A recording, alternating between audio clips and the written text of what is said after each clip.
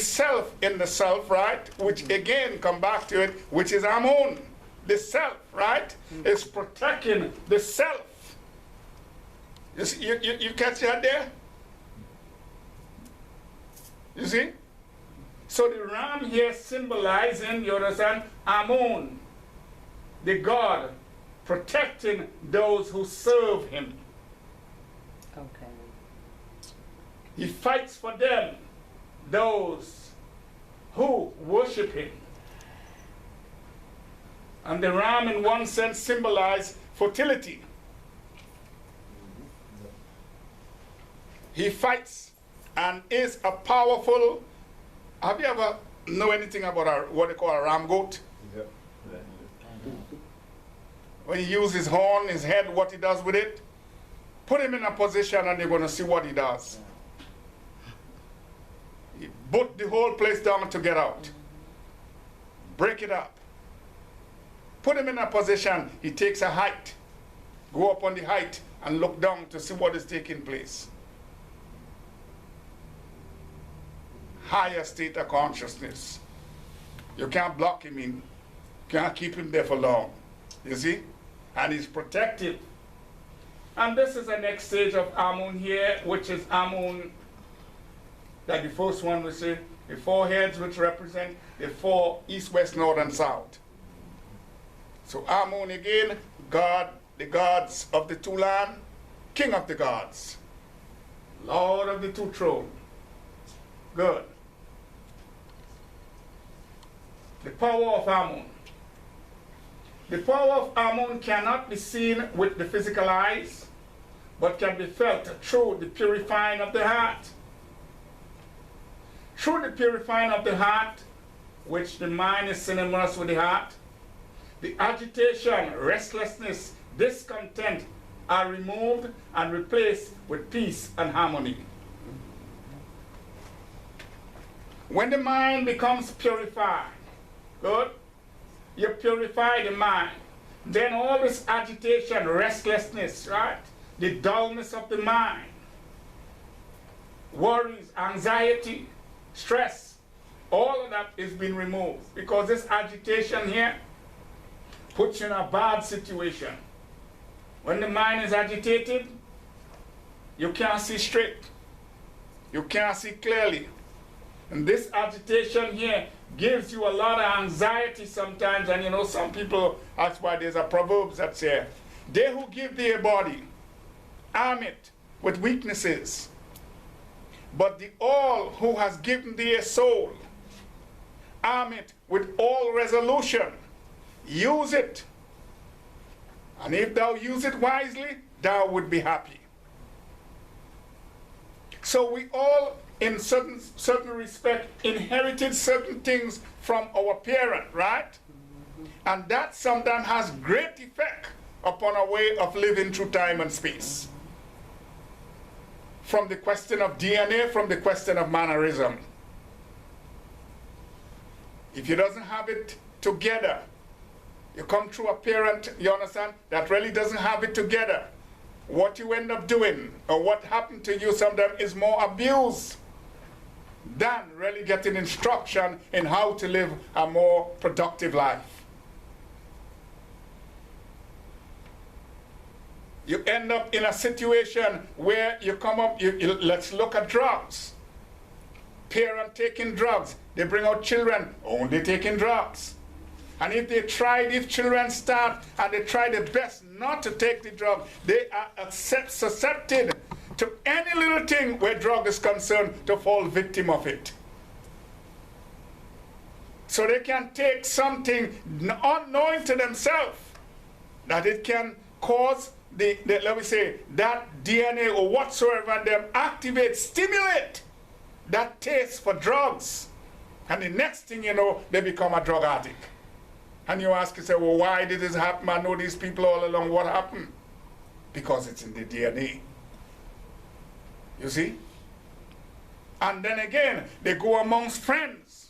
And the friends who they have does not have any type of a boundaries, does not have the quality to help each other, so they get themselves involved and go down.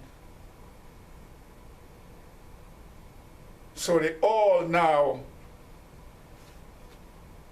from inheritance, was given that. But the soul, the essence of your being, when you understand who you are, the balance that you brought or you bring within yourself, you use yourself wisely, and you would be happy. So your thoughts, your ideas, the way you restructure yourself, that bring happiness to you. Because you understand who you are. Because you understand who you are, then you follow the path on who you are. And not what somebody say you are. Because I could say you're a movie star, but you're no movie star. I'm just only patronizing you. Because I know what to tell you, so I say, oh yeah, you're a movie star. But I telling you you're a movie star, you fall victim to that. And they say, yeah, I'm a movie star, and you walk around telling people, I'm a movie star. You know, they tell me I'm a movie star, you know. Yeah, every place I go, they tell me I'm a movie star. Do I look like a movie star? Now you're going to the mirror now and looking at yourself to see if you're a movie star. But you know deep in your heart, you're no movie star. You're not. So what you have to understand, that's not, people patronize one another to make each other feel good. Because of our esteem, low esteem sometimes, you understand? So we keep telling each other things to make each other feel good because we in ourselves want to feel good. I want to tell you something that when I tell you something, I say, yeah, boy, I know I tell them something good, you know. I tell them something that they could look at me good because I say something good. You understand? So you're looking because why? You're looking for your own selfish antagonizement. You see? So I tell you, oh, Terry is a movie star. Now Terry got home now, you understand? Yeah, I like to photo you. You know, and put up a big mirror. A body-sized mirror, you understand? So you could see your toe to head. You understand? Now I'm going to change it wrong now. From head to toe. You understand? To see if you're a real movie star. And then you began to act, you put on the piece of clothes, you put on. Now that's not what it is all about. Purify the heart. The conditioning of the heart, which is all this amount of anxiety, this kind of a catastrophic way of looking at life. You know, you always seen life in the dark lane. Every one of us have a dark shadows, but we've fallen within the path of the dark shadows because we doesn't see the light within us because we doesn't understand who we are. So we hold on to these shadows, and these shadows are leading us all along the path of darkness. So when we catch ourselves, we all the time in a rage. You know? We cannot communicate with ourselves, or therefore we cannot communicate with others. We're always on fight or flight. We have no time to listen to ourselves because the heart is not purified. So there is anxiety, agitation, restlessness. You can't stay still. You know, some people can't stay still. You just sit down here, and as you sit down, you're going to find something to move you. You know, I had to move that drum over there. And as you move the drum, you say, well, I had to take a rest, and you come back here. Oh, no, you know, I had to move that chair. Yeah, well, after you move the chair, you say, well, you know, no. You know, and then I say, you know, oh, you know what? Let me clean the bathroom. Ouch. And when you finish cleaning the bathroom and you come out now, you say, well, yes, I'm feeling tired now. Oh, but you know, I had to go by the store. You can't sit still. You're killing us all. You know that? You're restless and you're taking these things as chores. You say these are the chores. You ain't no chores, it's restless, you're restless. You understand? So you have to get grip of yourself. You understand? How are you going to sit there and talk about each and every one of us like that? Oh yeah, is that what I'm doing? Yes. Well, I didn't realize that. But do you all appreciate it? Yes. Yeah. All right then. All right then. So let's move on, right? Yeah. Good.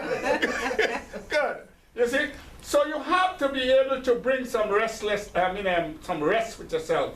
I often says, listen, that drum doesn't even know if it's sitting there. It doesn't have a mind of its own. Good? Good. It's true. So, if the drum doesn't know it's not sitting there, why should I be always killing myself to keep moving it back and forth, back and forth, back and forth? No, take your time. Take your time. You will have nobody coming in your house to look for you, but you're decorating your house. With the expectation somebody coming into your house. But you don't associate with people. You have friends. You understand? I need to bring you home.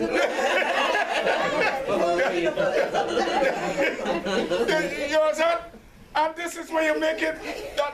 What are you doing with yourself? Rest yourself. That's why the teaching is put in you. I said, meditate, go back to it, study the teaching, sit down and study, put food into the mind. Put the good food, which is studying the teaching. And by you studying the teaching, the more the wisdom began to bring itself out of the teaching, it helps you now to rest comfortably. So now you are not thinking in terms of what people think about you, how people think about you, but now you're looking at how much you understand yourself. And how do I handle myself in time and space? And I'm not handling myself for you or for your egoistical taste, you understand? But I'm handling myself because of me. That's where a lot of relationships get crazy now. Oh, we ain't going to go into that now because, you understand, that's what crazy. Good. So, this contentment have been removed and replaced with peace and harmony. You know, we got a lot of discontent. You know, people always, no matter what you give them, they're discontented with it. I'm asking God to give me some money. I'm asking God to give me this. I'm asking God, and when it come in front of you, no, this doesn't look like what I really want. You know, I mean, I ask God, you know, based upon the devil's system that you come up into, I wonder if it's the devil way playing trick on me. Yeah, the devil must have sent that to him. You know, Satan have a way, you know, because Satan on the tree, you understand, he give Eve to eat the apple, you understand? I wonder if it's not a trick. You know what? Let me leave this thing for now. I think God gonna send this thing in the rightful time. Well, what rightful time you talking about? I mean, think about what you're doing. Did you ask God for it? Well, even though isn't you reading your Bible, what did the Bible tell you? If you ask God for a bread, He would not give you a stone. Just what you ask for, that's what He's gonna get. So when you pray to God, right? You say you're praying to God, and whatever you pray for, you present that picture, that vibration, that emotion, that feelings, you present it to God. And when you present it to God, then God give it back to you because that's what you ask for. God ain't know nothing about laugh and cry. The subconscious mind doesn't know that. You are programming the subconscious mind to give you what you want. And that's what he's getting. So if you ask for $1 million, just verbally you say, well, I just want $1 million, and you get $20. Don't be surprised. Because deep down in the mind, you were only thinking 20. you see? Because the mind is blocked. So you want to be contented with whatever you have. You want contentment because as a spiritual person, you want to be contented because Amun is always there. He is always what? The one watcher who never slumbers nor sleeps. Amun come to those who call his name instantly. But like I said in the beginning, we don't see him because why? Because he's under this thing that they call like a sheet, right? And because he's in nature. Amun is in nature, that thing that you see him in the beginning, what I showed you, right? Where he's under the thing. Yes, he is hidden, but he's hidden in nature. He's right here with you. He's not far. You see? But you have to be able to get down in yourself, walk in the disciplines of the self in order to purify yourself, walk honestly and with dedication, and that's how you're going to bring it about. Oh, did I finish with it? Yeah. Did I finish with the first one? I didn't quite finish. Right. You're on the third bullet. Third bullet. We feel let down at times by God. It is not that God is not there, but you are not prepared emotionally to tell the difference in the feelings. Like I just said, right? Because the mind is in a distorted, a delusional state, right? You cannot tell the feelings, the difference in the feelings of when God is really in the presence of your life. Because why? You are distracted because you still have this worldly kind of ideas. You understand? You haven't get into the spiritual, you know. Exactly, you understand? So this worldliness is still kicking in all along the line. So the divine is right there, only waiting when you make the mind, you understand, and get rid of all these things that is blocking him, or he or she, you understand, that you can really tell the difference. You know, sometimes when you really, you feel the difference, the beauty, the joy, the comfort, you know, and sometimes you're going into the mental plane, because the mental plane, you understand, is one of the most powerful right now. You understand? And you're going into a mental plane and like you doesn't know what's taking place here anymore. Whether it's for a split second, right? And when you come out of that, you feel so nice. Take the dreamless sleep state, right? When you go into the dreamless sleep state, what happened? You come back and you can't remember no dreams, right? Although we call it an ignorant state, but you come back so rested, right? That's true. And sometimes you're so rested, you say, man, I ain't want to get off my bed. You understand? Because why? You and the divine was one at that point. That's what is happening there. You go down into that state of the duat and combine, you and the divine become one. But because your life are not fully enlightened, or you rather are not fully aware and not fully enlightened, you doesn't understand is that what is taking place. So when you come back, you just only say, I had a restful sleep. Okay. You see? And that's where you have to learn to go deeper and deeper. So you know when you go into this state, restless, a sleepless state, without the dreams, although we call it ignorant in the sense, why? Because you cannot explain it. And so with enlightenment, you cannot fully explain enlightenment. But we can talk about it. You understand? So this is one of the things. So it's the same thing when your life began to pick up, that Amun consciousness began to kick in. Certain times of the day, you feel so comfortable with yourself. You just sit back and you say, ooh. And then sometimes you say, boy, if I didn't know, I could have gone back and started to live this life long before. If I could have done that, I mean, if I didn't know, I would have been living this life so long. It is so beautiful. You know that kind of way? Yeah. You began to reminisce now. If I had known, I wouldn't have woken up. I stayed there with Amun. Yes. In that state of But peace. people have done that. People in the enlightened state have done that. They just give up the body and go. Yeah, because there's nothing more. So, right? God comes to those who are prepared to receive the answer for their questions. And when we say come, I kind of quote the word in the sense come, right? And what I'm really trying to say is not that God is coming from any distance, right? But it's a question of understanding. So you come to the understanding, right? And because you come to the understanding, you know that you don't have to run here, run there to find God, because you and God is one. So when you come to that understanding, then God comes